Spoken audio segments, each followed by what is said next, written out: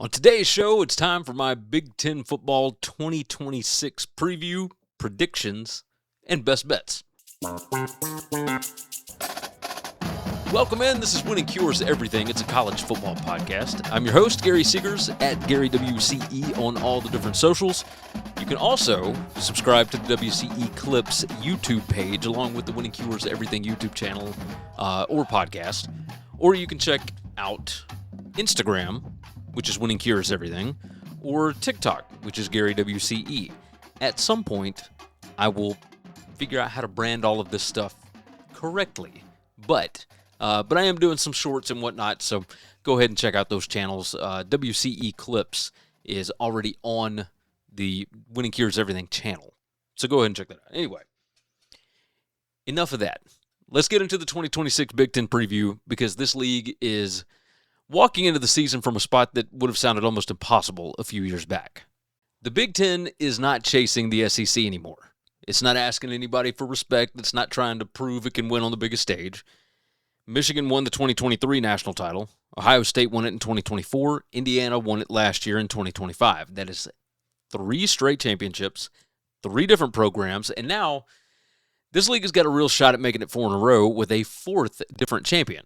Now, sitting right in the middle of that conversation is Oregon. The Ducks have been elite 3 years running, third, and 4th in SP+. They are 37-0 against anybody that did not end up in the national title game.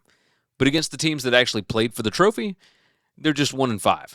So this whole preview really starts with one question, right? And that is this finally the year that Oregon finishes the job? Or does Ohio State's ceiling end up winning out? Does Curt Cignetti prove that what he built at Indiana is sustainable at the absolute highest level, even when they lose so many pieces? And can anybody out of that next group, right? USC, Michigan, Penn State, Washington, can they crash what looks like a 3-team race? Now, we're going to cover all of it today, the identity of this league, the coaching, and the quarterback turnover, every tier, the best units, the schedule breaks, the landmine games, the championship race, and we'll close it out with the futures and win totals that I actually like. Now, the simplest way to describe this league in 2026, it's top-heavy, but it's top-heavy in the best possible way, right? Ohio State, Oregon, and Indiana, they're not just conference contenders. All 3 of those teams can win the national title this year. The preseason numbers have got Ohio State first nationally, most of them anyway. Oregon second. A lot of them have Indiana anywhere from 3rd to 6th-ish. The futures board has got Ohio State at plus 180 to win the conference, Indiana at plus 250, Oregon at plus 275, and then the market just falls off a cliff all the way down to USC at plus 1440. The gap to, plus 1400. That gap kind of tells you everything that you need to know, right? 3 teams that the market sees as finished products, and then you got a big pack of good teams that are trying to prove they belong in that same sentence. But I don't think we can sleep on the middle of this league, right? It's deeper than last year. Maryland is second nationally in returning production. Now, what that necessarily means in a transfer portal age, maybe not as much. Nebraska is 3rd in returning production. Minnesota 8th, UCLA 10th. Oregon, USC, Washington, and Michigan are all top 20. There's more experienced rosters. There's more proven quarterbacks in this conference. There are more teams with a believable case for improvement. The catch is continuity doesn't automatically buy you a championship ceiling, right? Sometimes it just turns a 5-win team into a 6-win team or a 7-win team into an 8-win team. And sometimes it just goes backwards, right? I mean, we saw it with Penn State last year. We saw it with Clemson. You never know exactly what it is that you're going to get. And since this is an 18-team league where everybody plays only half of the conference, your schedule draw matters almost as much as your roster. Like Penn State this year has got the easiest Big Ten draw in our model by a wide margin. Northwestern has got the most difficult. Wisconsin, UCLA, and Illinois all have pretty manageable paths. Nebraska and Northwestern could genuinely be better teams than they were last year and still finish with records that do not show it. Ohio State could be the most talented roster in the league and still have a tougher road than Oregon has, right? The coast-to-coast scheduling headache has not gone anywhere either. USC's got 4 road trips east of Mountain Time. Washington plays 5 conference road games. Oregon, USC, Washington, and UCLA, they are all dealing with a pretty physical grind that the old guard Big Ten schools simply do not face because they don't have to travel that much, right? And stylistically, this isn't the league anymore where every serious contender wants to grind out a 20-17 win. The defensive identity is still real. Your teams like Oregon, Ohio State, Indiana, Michigan, Iowa, Washington, they can all play elite defense. Washington, we'll see. But the top of this conference is now stacked with quarterback talent and explosive offense, right? Dante Moore's back at Oregon. Julian Sayin is at Ohio State, and he's got Jeremiah Smith to throw to. Josh Hoover comes from TCU, steps in at Indiana in Cignetti's system. Jayden Maiava at USC, he returns for Lincoln Riley. Damon Williams gives Washington one of the most dangerous dual threats in the country. That's before you even mention Bryce Underwood now having Jason Beck calling plays at Michigan. So the league has got real firepower up top, and that is certainly a strength. Now, the coaching carousel is another reason this conference feels way more volatile than a year ago. Michigan made the loudest move of the offseason, and they did it late because they hired Kyle Whittingham. And this isn't Whittingham showing up solo trying to patch a staff together, right? He brought in Jason Beck to run the offense, who was with him at Utah last year. Jay Hill from BYU takes over the defense, and they had a chunk of Utah's roster that followed them to Michigan. So you know the bones are going to be there. The centerpiece is, of course, Bryce Underwood. He was the former number 1 overall recruit, and he's now in year 2. He's got a staff that has a pretty good track record of developing quarterbacks, or at least calling plays that seem to fit them, and building physical football teams, which is what they want at Michigan. The ceiling for that team is pretty massive, but it's still a major transition. Like, Michigan is replacing a lot of production up front on defense. The receiver room has not proven it can consistently help Underwood yet. Whittingham is one of the safer long-term coaching bets in the sport. Now, that doesn't guarantee a clean first season, especially considering what Michigan had the past couple of years, right? It was kind of a mess, and I'm recording this close to when it sounds like the AD is going to be gone. So who knows what to expect here. Penn State went even bigger. I mean, a full roster, a full system overhaul. Matt Campbell from Iowa State comes in and replaces James Franklin. Basically brought half of Ames, Iowa with him. 24 former Iowa State players are now in Happy Valley. Rocco Becht is the quarterback here. Carson Hansen joins him in the backfield. Most of the offensive and defensive infrastructure got transplanted wholesale, and Danton Lynn takes over the defense. He was, of course, at USC as Lincoln Riley's defensive coordinator. He did really good things in year 1 with Lincoln Riley. He did really good things in year 1 with UCLA before Chip Kelly was gone. The schedule at Penn State gives Campbell some room to kind of sort it out. The roster is what makes it kind of tricky on the projection. You've only got 7 returning Penn State players that logged even 200 snaps last year. And so it's not your typical coaching change where the new staff inherits an established depth chart. Like, this is closer to a program replacement all in one offseason. So how good is Iowa State North going to be in the Big Ten? So that it kind of makes things a little tricky. But it's not like we haven't seen that be successful before, right? James Madison, like quite a few of their guys, went over to Indiana, and they ended up winning a national title in year 2 with Curt Cignetti. But UCLA, speaking of James Madison, hired Bob Chesney, and the roster work already looks pretty sharp. He brought a wave of James Madison talent with him, Wayne Knight included, and now they get to try and rebuild Nico Iamaleava after a really messy year stuck in a dysfunctional offense with different play callers, etc. And the Bruins catch, what could be one of the friendlier schedules in the league. The defensive line is entirely new, so there's some risk there. But UCLA looks more organized and more dangerous than it did 12 months ago. Michigan State took the biggest swing of anybody. They hired Pat Fitzgerald. There's experience there, and Big Ten experience, because obviously he was at Northwestern for a while. And they've got a clear vision for what the program to be, or what they want the program to be physically. But the roster's got holes everywhere, right? It's a thin offensive line, thin receiving room. Defense returns basically nothing. Milsojevic is the likely starter at quarterback. I'm hoping I say that name right. Freshman Cade Kaufman could be pushing him there. Neither one of those is a quick fix, and I don't think anybody should pretend otherwise. There's coordinator movement at the top of the conference that matters too. Oregon promoted from within, right? Drew Maringer is now the offensive coordinator.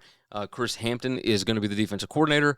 That's after they lost both Will Stein, the OC, who is now the Kentucky head coach, and Tosh Lupoy, who was the DC, and he is now the head coach at Cal.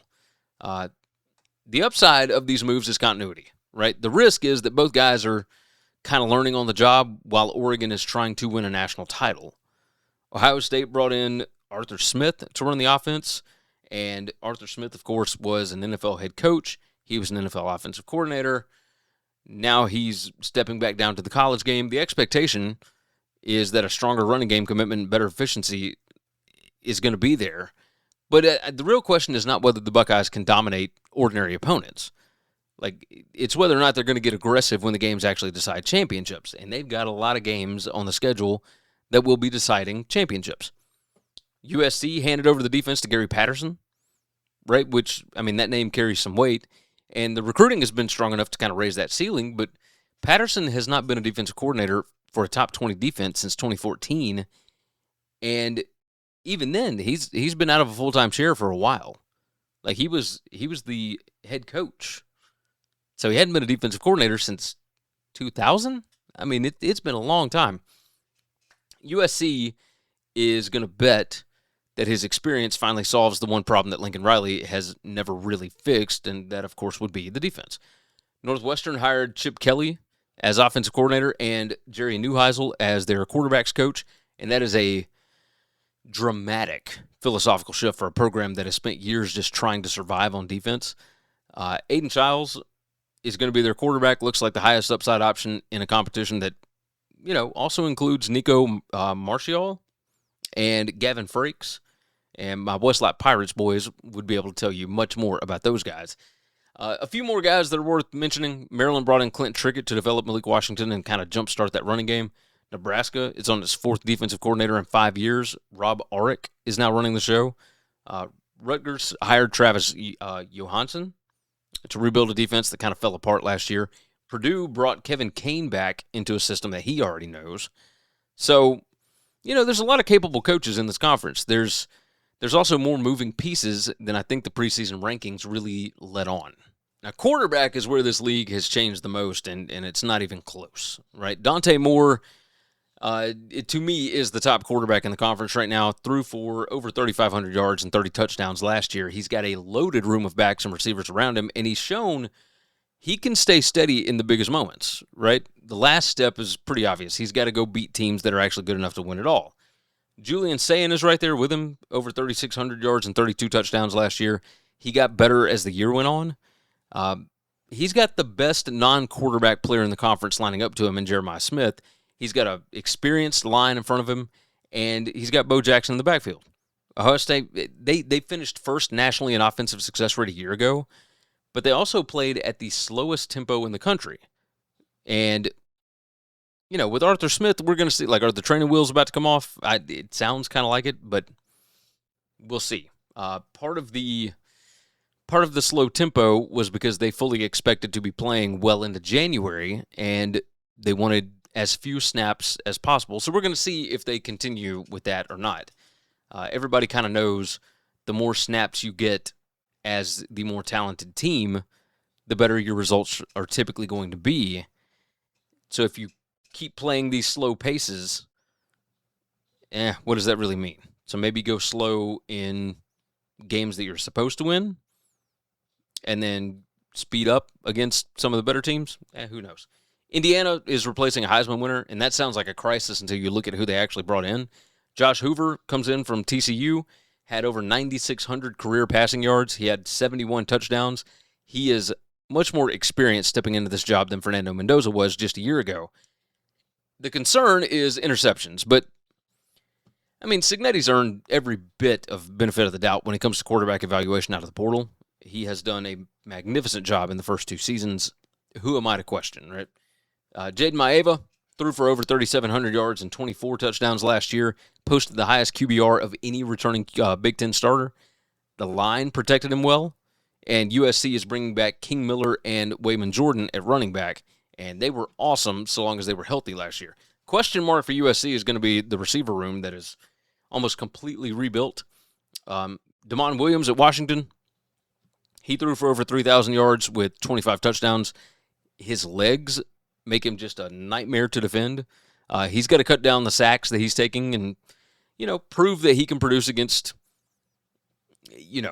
Oregon and Ohio State level defenses, because they certainly didn't show up against those teams. Michigan as well last year. But the ceiling here is enormous. Bryce Underwood rushed for over 500 non-sack yards last year as a true freshman. He's got Jason Beck that's running a system that should theoretically use his legs and his arm a lot more intelligently. Because I don't know what they were doing with him last year. Michigan's issue was never really the quarterback. It's whether the receivers can develop fast enough around him. UCLA, Nico, he might be the best bounce-back candidate in the whole league. 2025 was uneven, but the environment around him was really rough as well. And now he's got, Bob Chesney, a deeper line. He's got some skill talent that already knows the system. I mean, UCLA's got a chance to be really, really good. Rocco Beck from Iowa State goes over to Penn State. He's got experience. He's got total scheme familiarity. Colton Joseph at Wisconsin, he comes in from Old Dominion. That gives Wisconsin a level of explosiveness that they have not had at that position in multiple years. He had 3,700-plus combined passing and non-sack rushing yards. He had 34 total touchdowns at Old Dominion. And, you keep going with this. Like Nebraska, Anthony Calandria, like they're more explosive. They're more unpredictable. He's going to create big plays, but he's got 9 games with multiple interceptions on his resume. Caton Hauser from East Carolina threw for over 3,300 yards last year with the Pirates. Should be a competent answer for Illinois, although the line in front of him is completely being rebuilt. And then there's even more uncertainty, right? With Iowa, they still hadn't settled between Hank Brown and Jeremy Hecklinski. Rutgers is choosing between Dylan Lonergan and A.J. Suris. Northwestern, of course, has got that three-way battle. We think it's going to be Aiden Childs. Michigan State, one of the thinnest supporting casts in the league. Purdue has got real questions, even with Ryan Brown back. Like, the top 8 or 9 quarterback rooms in this conference are genuinely excellent. The bottom group is still really just looking for stability. Are you tired of sore knees or joints slowing you down? Go Sleeves uses built-in kinesiology tape technology to give you support, reduce pain, and help you recover faster. Use code WCE for 15% off over at GoSleeves.com. You want extra Winning Cures Everything content and a way to support the show directly? Head over to buymeacoffee.com/winningcures and become part of the community today. All right, so let's get into the tiers. Tier 1 has got 3 teams, right? At Oregon, Ohio State, Indiana. Now, I've got Oregon first. To me, it's the most complete roster in the conference. Dante Moore is a legitimate Heisman candidate. The running back room is deep. The receiver group is loaded with young talent. The defense brings back a really experienced front 6, and the secondary might be the best in the country, right? Brandon Finney Jr., Aaron Flowers, Coy Perch.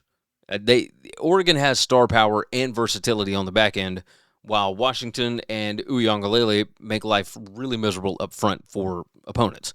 The offensive line is the worry, which it is with everybody. But Oregon is rebuilding that group for the second straight offseason, and that's, it's a scary thing when you're heading into road trips at USC, at Ohio State, stuff like that.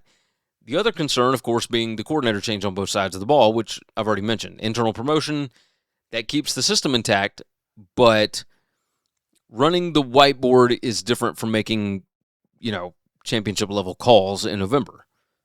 But even still, Oregon brings back roughly 200 career starts from last year's team, and only about 3 games on the slate that look like genuine threats. The Ducks sit at plus 275 to win the league. Some boards have offered plus 300. I don't know if those are still out there. And the win total is at 10.5. The ceiling for this team is obvious. Conference champion, national champ. Like, the floor is still somewhere around 10-2 with a playoff spot. Like, they are the most trustworthy option to me. Ohio State has got the highest ceiling in the league. Like, at number 1 nationally and projected SP+. They got Sayin, they got Jeremiah Smith, they got Bo Jackson, they got a veteran line that can, maybe build the best offense in college football. Jeremiah Smith is not just the best receiver in the Big Ten. He is the most dominant non-quarterback in the sport. And the question is going to be whether Ohio State finally plays like a team with that much firepower. Because they were remarkably efficient last year, but the conservative approach, it cost them late against Indiana. It cost them late against Miami, right? And with Sayin now established, there's no excuse left for playing scared in the biggest games. And that's not to say that they were playing scared last year. It was just an interesting game plan for some of the bigger games, right? Their other issue is turnover on defense. 7 regular starters are gone, 5 of them off to the NFL in the first 2 rounds. Recruiting is strong enough to reload there, and the preseason numbers still have Ohio State first nationally on defense, but, projection is not the same as experience, and the schedule is just brutal, right? Road trip to Texas in week 2.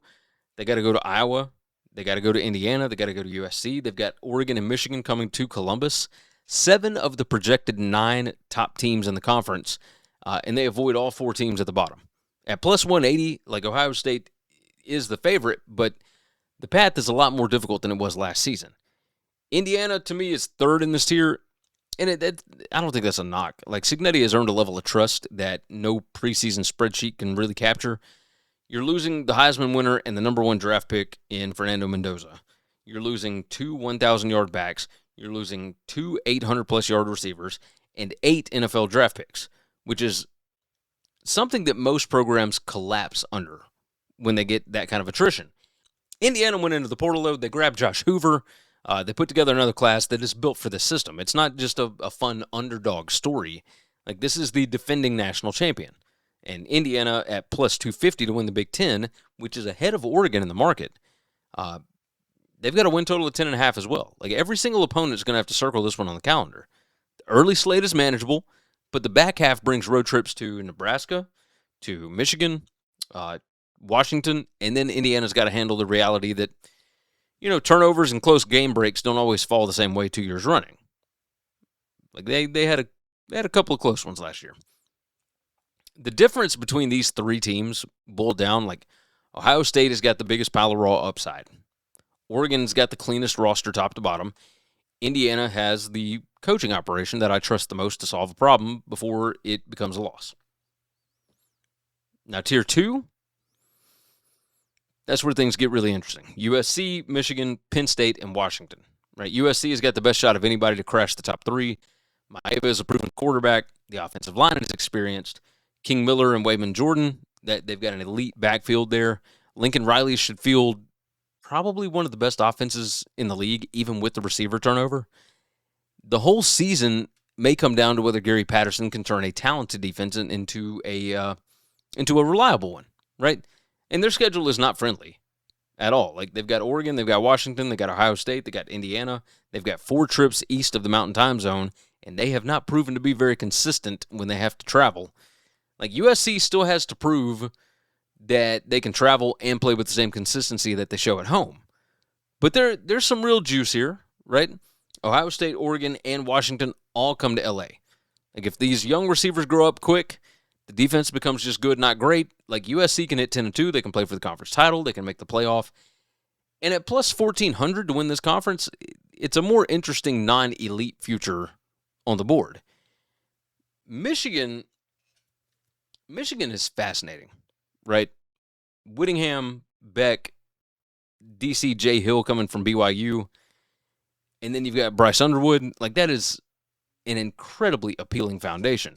They still recruit at a really high level. The new staff should build a more coherent offense while still keeping that physical identity intact.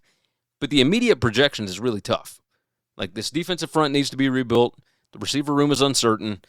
The staff is navigating a major cultural and geographic shift all at once because this whole coaching staff is West Coast, right?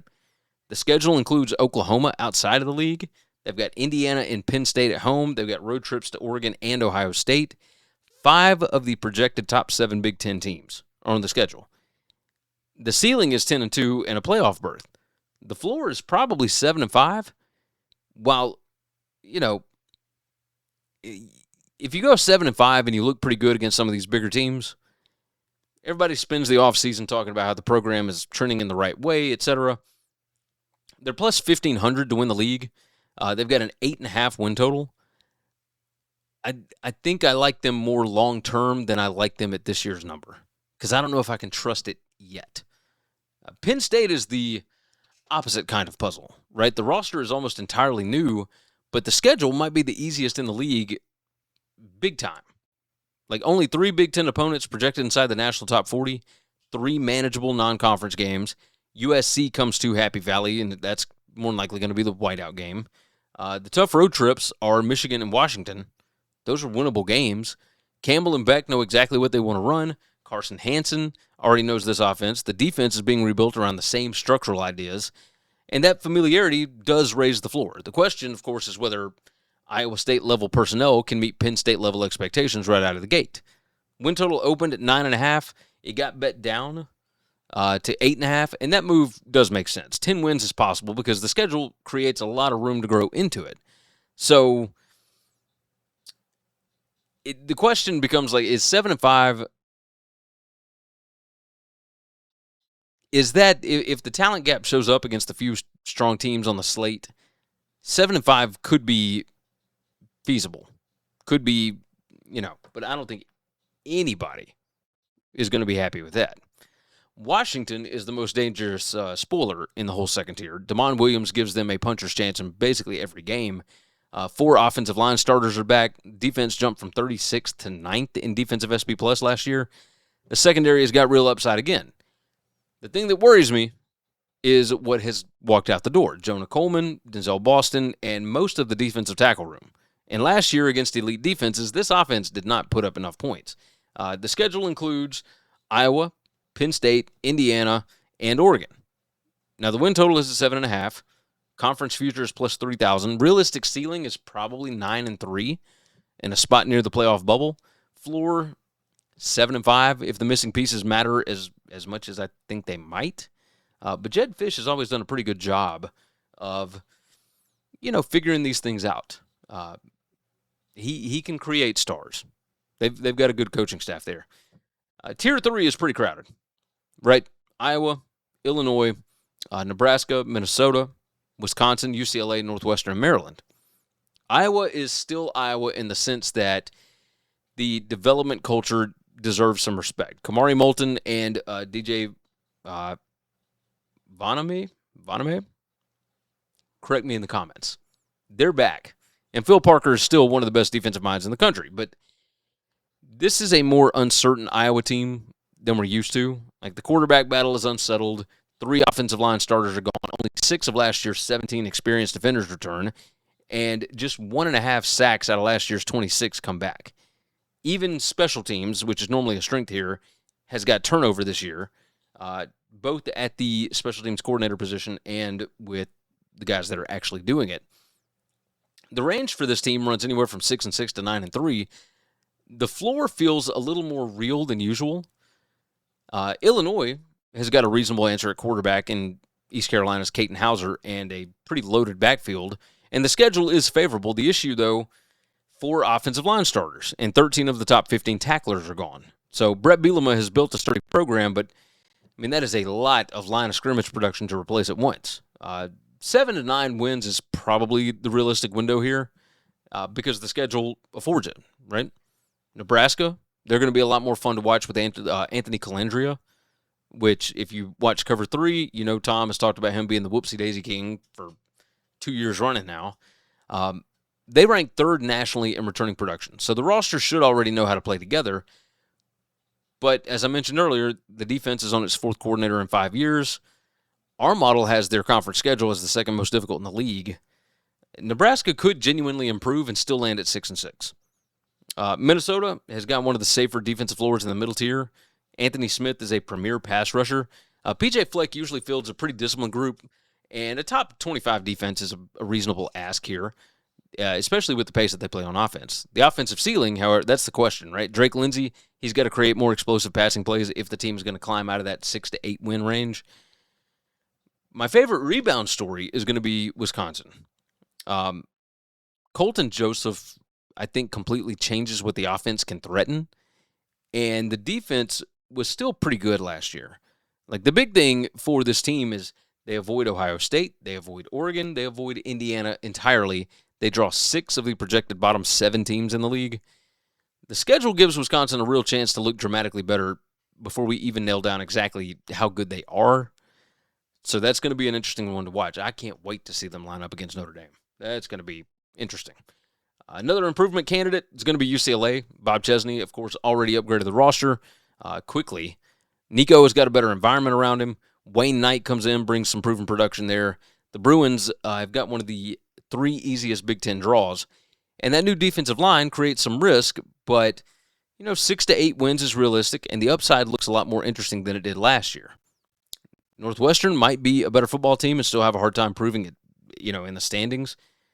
You bring in Chip Kelly and you bring Aiden Childs in at quarterback, and they could absolutely transform this offense. The defense they got quality returning starters, but Northwestern has got the hardest conference schedule in our model. Road games at Ohio State, at Oregon, at Indiana. You got home dates against Penn State, Iowa, and Illinois. And your bye week comes in week 3, which means from week 4 all the way through week 13, it's game after game after game after game. Like, a 6-6 Northwestern team might genuinely be better than a 7-5 team or 8-4 team somewhere else in this tier. Maryland already brought up them being second nationally in returning production. Malik Washington enters year 2. The pass rush has got some young talent. Clint Trickett should put some juice in that offense. The problem is Mike Loxley teams have a habit of fading late in the season. Just last year, they had leads on a ton of teams and got beat late. Like, the early schedule sets up a path for them to get to bowl eligibility. But Maryland has still got to prove that they can finish. And then Tier 4, Rutgers, Michigan State, and Purdue. Everybody that has these 3 on the schedule has already chalked them up as wins. Rutgers has got the best individual offensive talent of the 3. KJ Duff, Antoine Raymond. They give whoever's at quarterback some real weapons, but Lonergan and Suris, they're still fighting for that job. The line is uncertain. The defense is going through a full teardown. You've only got 2 defenders who played at least 100 snaps back last year. Rutgers could be an underdog in every conference game that they play this year. Michigan State, everybody got excited about Pat Fitzgerald, but there's not a lot of proven depth here. The line and the receiver room are, really thin. The quarterback spot is unsettled. The defense returns almost nothing. Like a 5-7 season would represent some real tangible progress for this team. Schedule ain't nice either. Purdue might have the most forgiving schedule of this group. Ryan Brown is back at quarterback, but Barry Odom is still rebuilding the roster from the ground up. Only 10 of 29 experienced contributors return. Like, if they get to bowl eligibility, I mean, that would be an absolute achievement, and that's putting it mildly. But really, any of these 3, like, if they get to a bowl game, that is a massive step forward for any of these programs. I think the biggest strength in this league is pretty obvious. Like, the top of it can flat out win a national championship. Ohio State, Oregon, and Indiana, they combine elite quarterback play, strong recruiting, high-level coaching, and recent proof that it all works, right? No other conference walks into the season with 3 teams that look this complete. The quarterback depth, I think that backs that up, right? Moore, Sayin, Hoover, and then going down the line, right? Maiava, Williams, Underwood, Yamilieva, Becht, Colton Joseph, Calandria, different styles, but all legitimate weekly stars, right? The league, you've also got talent elsewhere, right? Jeremiah Smith is probably the best overall player in this conference. You got a long list of defensive difference makers. John Henry Daly is at Michigan now. Amari Washington, Mateo Uiagalelei, Anthony Smith, Brandon Finney Jr., Coy Perch. Like, best overall offense for me is Oregon. Like, you've got Moore paired with like some real depth at running back and receiver. I think the highest offensive ceiling probably belongs to Ohio State because Sayin and Smith can just kind of take over a football game, and that offensive line should let Arthur Smith attack from favorable looks all day. Like, whatever your weakness is, that's what they're going to attack, and with Arthur Smith, the way that he's done things, it's the same thing over and over and over, right? USC, probably 3rd best offense. Maiava, the backs, the line are all proven. The receivers may not be there yet, but, I mean, we haven't seen them, and not in the game anyway. Indiana does stay in that top group. Cignetti's system and portal evaluation have earned that trust, I think. Penn State should be efficient. Like, I'm not sold yet that the Iowa State transplant becomes explosive immediately, but the schedule is set up and they all know what they're doing. So, or at least they should.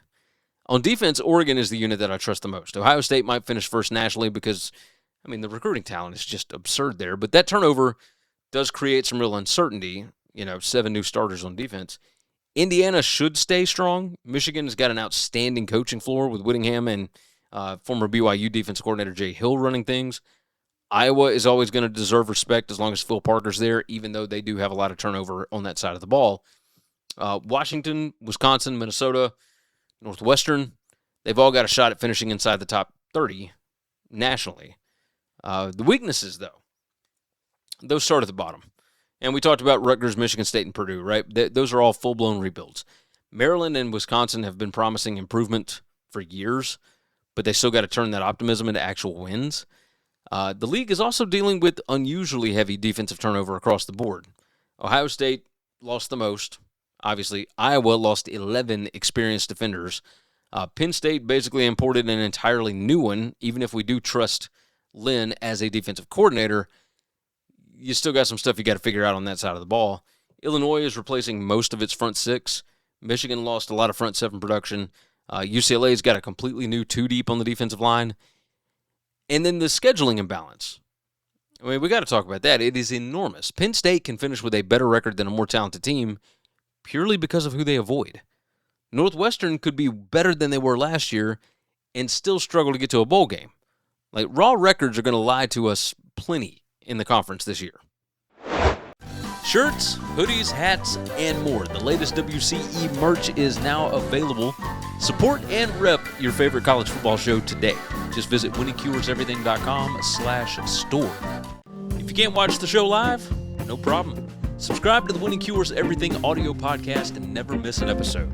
Of course, make sure that you leave a 5-star review. And don't forget, it's available everywhere you get podcasts. Hit that subscribe button and make sure to like the video. And if you're listening to the podcast, of course, make sure and visit Winning Cures Everything on YouTube at youtube.com/winningcureseverything so you don't miss any of our college football coverage this season. Now, our conference model has Northwestern with the hardest Big Ten draw, and that's followed by Nebraska, USC, Michigan, Washington, and Ohio State. Purdue, Indiana, and Oregon round out the tougher half. Easiest draws in the league belong to Penn State, with Wisconsin second, UCLA third, and Illinois fourth. Michigan State and Rutgers, they do avoid a lot of the league's top end, but the roster quality is going to, in my opinion, keep them from taking full advantage of it. Ohio State's schedule matters most to the title race. Like, they've got real tests at Texas in week 2. They travel to Iowa in week 4, Indiana, then USC. They've got Oregon and Michigan coming to Columbus. They could be the best team in the country, still lose twice without ever playing below expectations. Oregon's path is a lot cleaner, right? They get USC early. They got to go to LA for that. They go to Ohio State on November 7th. You got Michigan and Washington coming out to Eugene. And outside of those games, there just aren't many obvious spots for a team with that kind of a roster to trip up. Indiana's got a pretty friendly first 6 games. The back half is where the title defense gets real, right? Road trips to Nebraska, Michigan, and Washington. Every one of those teams is going to treat the defending champ like a measuring stick game now. USC, they got a tricky combination. They've got, and the combination of, here, I'm going to move this over so that people can see a little bit better. Maybe I'll do that because I knew I didn't have all that on the screen. USC's combination of competition and travel in this league is insane. Oregon, Washington, Ohio State, and Indiana are all on the schedule. Plus, they've got 4 other trips east of Mountain Time Zone. Like, even a very good USC team could have trouble surviving that gauntlet without 2 or 3 losses. Michigan, they got Oklahoma outside of the conference. I've already brought that up in week 2. Indiana and Penn State are at home. You got road trips to Oregon and Ohio State. It's a tough first-year slate for Whittingham and his staff to be able to walk into. Now, Penn State, I've mentioned this before, they got the schedule advantage. Like, everybody's going to be talking about this scheduling all season. Only 3 projected top 40 Big Ten teams on the docket. You got a manageable non-con. USC's coming to Happy Valley. Michigan and Washington are the 2 real road tests, and both of those are, like, you can pass those road tests. If the Nittany Lions win 9 or 10 games, we're going to spend a lot of time deciding how much of that is real development and how much is just the draw. Like, does 10-2 get Penn State into the playoff? That's a legit question. Now, I would assume that they probably would, because for years the CFP has always just done it based on losses. But what would be the big wins, right? Like, I guess if you get 1 win over USC, but you lose at Washington and at Michigan, like, I don't know if 1 win over USC at home in a whiteout is going to be, I don't know. We're going to see. There are 5 games that feel like real turning points of the season, right? USC at Penn State is going to tell us a bunch on October 10th. That could let us know who is going to be the 4th contender, potentially. Ohio State at Indiana, October 17th. That one's a rematch of the 2025 Big Ten Championship game.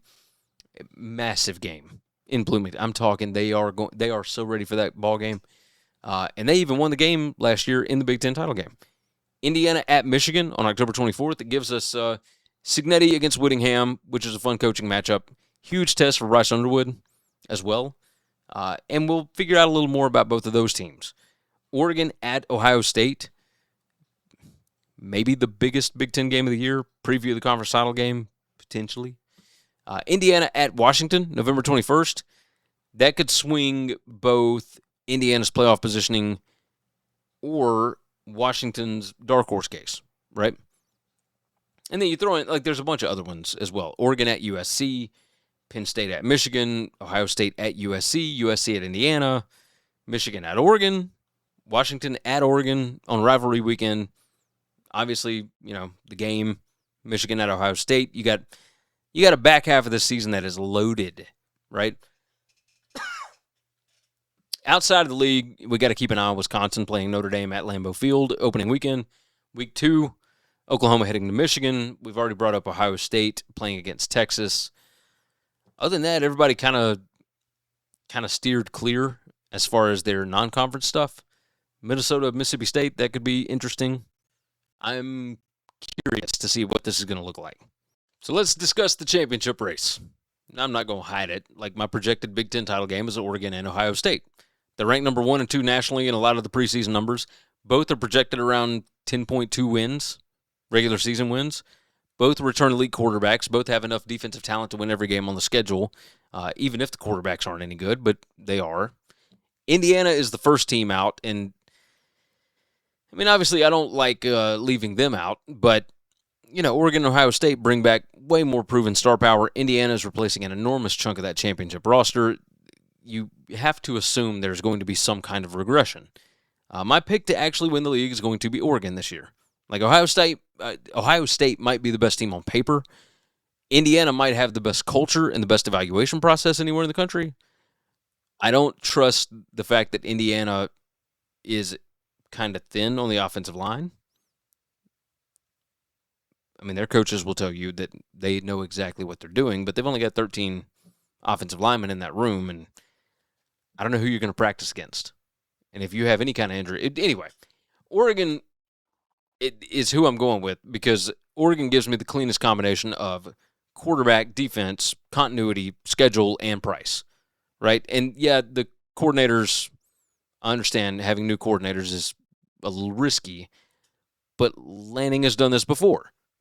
Dante Moore at quarterback, he is ready. Most of the defensive front is back. The secondary, probably best in the country. Don't tell Notre Dame, don't tell Alabama, but still, really talented secondary. The backs and receivers run deep. Oregon has got roughly 200 returning career starts, and the schedule is just way more manageable than what Ohio State is facing. The risks are there. Certainly, that offensive line being rebuilt again, that's not great. But Oregon has also spent 3 years proving it can beat almost everybody except for the teams that stand between it and a trophy, right? And they got a trophy a couple of years ago. They won the Big Ten championship. That's not what they were looking for. So my confidence in this pick, medium. Like, I don't feel great about this, but this is the year that I'm going to take the Ducks to finally finish the job.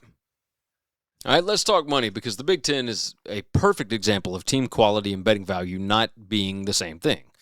Ohio State at plus 180, to me, is a price fade. That's not a team fade. They might be the best team in this conference. They might be the best team in the country. But the schedule is way too difficult. And the defense losing 7 regular starters from last year, the fact that Oregon offers a nearly identical championship profile at plus 275, I would rather take that better number with a cleaner path. Because I think it's more likely that Oregon makes the Big Ten title game than Ohio State makes it, which is pretty wild. Oregon at plus 275 or better is my favorite conference future outright. Like, some places might have had it over 300. That would be better. But 275 sounds reasonable enough. I've got that one. But the Ducks are close enough to Ohio State in every projection that the price gap actually matters here. USC at plus 1,400. That's an interesting dark horse future on the board. I've mentioned the quarterback, the backs, the offensive line. They're already good enough. The bet is that the young receivers are going to grow up pretty quick and that Gary Patterson builds a functional defense. The schedule is difficult, so I would not call this high confidence, but USC they're the one team outside of the top 3 with a believable path to the championship game. Now, on win totals, this one's an interesting one, and I agree with Duck on this. I really like Wisconsin over 6.5. I think Colton Joseph is a huge upgrade for them. Now, whether he stays healthy or not, because Wisconsin's they have not had a lot of luck with that, but I think he's a major upgrade. And the defense gives them a floor. They avoid Ohio State, Oregon, and Indiana. They've got 6 of the projected bottom 7 teams right there on that schedule. You know, numbers around minus 105 at over 6.5. That's pretty fair. Maryland over 4.5 is also pretty appealing. Returning production number is right there. Malik Washington in his second year. You got a veteran defense. You got a favorable opening stretch that points you to bowl eligibility. And I don't even need them to get there. I just need them to get to 5. But with that one, make sure and watch the price, right? If the juice gets too expensive, like, I ain't got any interest in betting, in laying a bunch of juice with Maryland. That seems like a fool's errand. UCLA, probably the most line-sensitive team on this list. Over 5.5 was a strong play. 6.5, it's more of a lean, right? Like Chesney and Nico, they make for a pretty believable improvement story, but a full win of market movement definitely matters on this one. UCLA, there's a lot of stuff that we got to see UCLA prove, right? Iowa, under 7.5, that's my favorite under. You got unresolved quarterback battle. You got 3 offensive line starters. When I first started going through Iowa, my thought process was, it's Kirk Ferentz. Like, of course they're going to get over 7.5. And when I recorded one of their things about a month ago, I said, yeah, like, they'll figure it all out. But, man, when you look through the rest of this conference and you look through their schedule and you see what they're going to be up against and what they have to rebuild, right? I told you about the quarterback battle. 3 offensive line starters gone. I think they'll still probably figure out offensive line. Almost all of the pass rush is gone. They're bringing in a lot of D2 guys and FCS, or not FCS, G5 guys, G6 guys. Defense and special teams dealing with more turnover than they're used to seeing from this program. Like, Phil Parker and Kirk Ferentz keep the floor from totally caving in. 8 wins is a pretty big ask for this specific roster. So I have gone both ways on that one. So right now I really like the under, but hell, I already had a bet in on the over. So the number hadn't moved. I'm just tough team to figure out. Michigan under 8.5. That one kind of makes sense. Whittingham is an excellent hire, but receiver questions, defensive front turnover, staff transition, and a schedule like that, Oklahoma, Indiana, Penn State, Oregon, Ohio State. 9 wins, pretty heavy lift in year one. Penn State, this is an interesting one. I had talked myself into, I was excited about this whole Matt Campbell train, right? But the more you look at this, under 9.5 was a good number before the market moved on it, right? Right now you've got 8.5. Most of the value is already gone here. Like the easiest schedule in the league could still carry them, even with the roster that's still trying to find itself. 9 wins ain't crazy. Like I could see them getting to 9 wins with this schedule. Ohio State over 9.5, Oregon over 10.5, both defensible bets, pricing, and the thin margin for those. It keeps them just a notch below my favorite plays. Indiana 10.5, like that's a pass for me either way. Like the system does deserve trust, but the roster turnover, that back half road schedule, that's some real regression risk on that. They went 16-0 last year. Like, do we think they're really only going to lose like at most 2 games? Well, to go over 10.5, you can only lose 1 game. Like, are we really? As far as the summary heading into the year, I think Oregon is going to win the conference. I really like Wisconsin over 6.5. If I had to pick an under, I'd probably go with Iowa under 7.5. And if you're going to make a long shot bet, USC is probably the most interesting long shot future. UCLA they're only interesting at the right number, and that best Penn State number, that's already gone. That's already gone. All right, final predictions, and then we'll close this thing out. My surprise team is USC, one of the best returning quarterbacks in the league, an elite backfield, strong line, a roster that keeps climbing through recruiting. Ohio State, Oregon, and Washington all have to travel to L.A., and if Patterson gets this thing right on defense, and they always seem to find receivers out there, like USC could go 10-2, they could play for the Big Ten championship. They could really throw a wrench into a lot of these things with my top 3 teams, right? My biggest disappointment team relative to expectations is going to be Michigan. And that's not saying like that the Whittingham hire fails. It just means year one's going to be tougher than people think. There's a lot to be replaced here. And Underwood still needs receivers to develop around him. The schedule doesn't do him any favors. Like a 7-5 season could still show some real progress, and it can set Michigan up really well for 2027. Final word on this, like the Big Ten doesn't need to make an argument for where it stands in college football. Not anymore. Like Michigan won it in 23, Ohio State in 24, Indiana last year. Ohio State's going to be your upside pick. Indiana is the trust the system pick. Oregon is the complete pick. USC is probably the most dangerous outsider.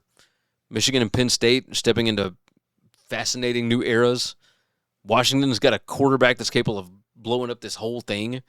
And Wisconsin and UCLA are 2 rebound teams that I may be more interested in those teams than I am the ones at the top. Just because I want to see what they're going to do to rebuild this, to redo this. Like the conference is top heavy. But when the top of the league includes 3 teams that can genuinely win a national title, I don't think that's a knock. I think that's basically the whole story. Like the Big Ten won 3 straight titles with 3 different programs. And in 2026, Oregon is betting that the championship number 4 finally belongs to them. And I'm curious to see it happen. All right, so if you haven't already, go ahead, do me a favor, like the video, subscribe to the channel if you would so kindly, subscribe to the podcast. Don't forget about the WCE Clips YouTube channel. I've got to get to 1,000 subscribers over there. Just started that thing up recently.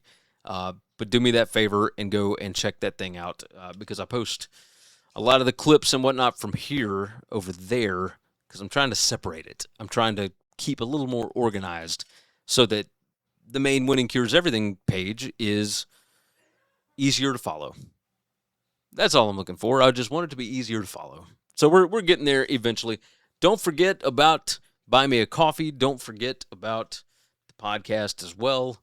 Lots of fun things showing up soon. But tell me who your picks are. Jump in the comments. Tell me what you like about this video, what you don't. Tell me what you think about the Big Ten. Next week, we're going to have the ACC. I'm going to record that one a little early so that I can I'm going to go to the beach for a few days with the kids. It's going to be a good time. All right, with that said, let's get out of here. Take care of yourself. Take care of each other. God bless college football, and hopefully all of your tickets cash. Thanks for listening to Winning Cures Everything. Subscribe, leave a review or comment, follow @GaryWCE on X, and check out the web store,